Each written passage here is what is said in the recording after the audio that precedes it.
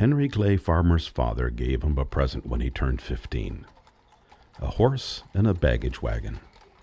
It proved to be the gift that would last a lifetime, because soon after, Hank, as he was known, began a career as a liveryman, hauling passengers and goods from the railroad depot to homes and local businesses.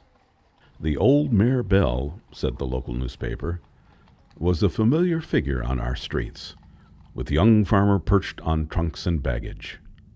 The business had many facets. In 1882, he opened a stable on 2nd Street with room for 62 horses plus all the modern conveniences, which included a ladies' waiting room. On the streets, he offered conveyances for every occasion. Carriages and buggies new and stylish, he advertised. No worn-out plugs. His elegant landau carried many local men and women to dances, parties, and weddings. The funeral trade was profitable as well, and Farmer offered both adult and child hearses for hire.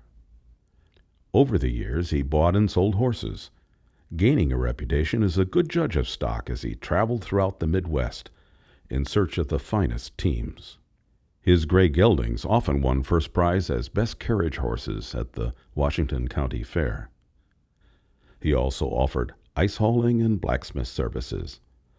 By the turn of the century, according to a local newspaper, he operated one of the best livery and horse sales firms in the state. In 1896, Henry and Eva decided to build a new home on this lot, first tearing down the existing structure.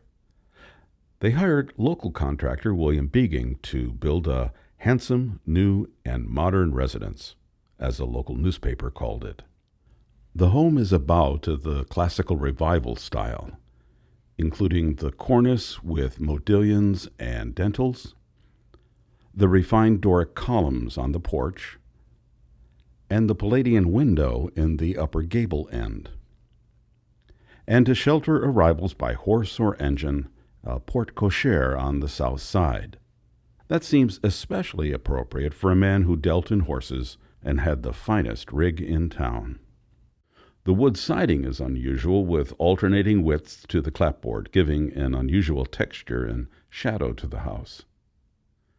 By the early 18th century, however, things were changing. The city's trolley system drew customers away from his line, and then after the turn of the century, the automobile offered an easy way to get around town, so he began to sell fuel and repair cars. In his later years, Farmer was active in civic affairs and headed the privately owned Stillwater Waterworks in years before it was acquired by the city.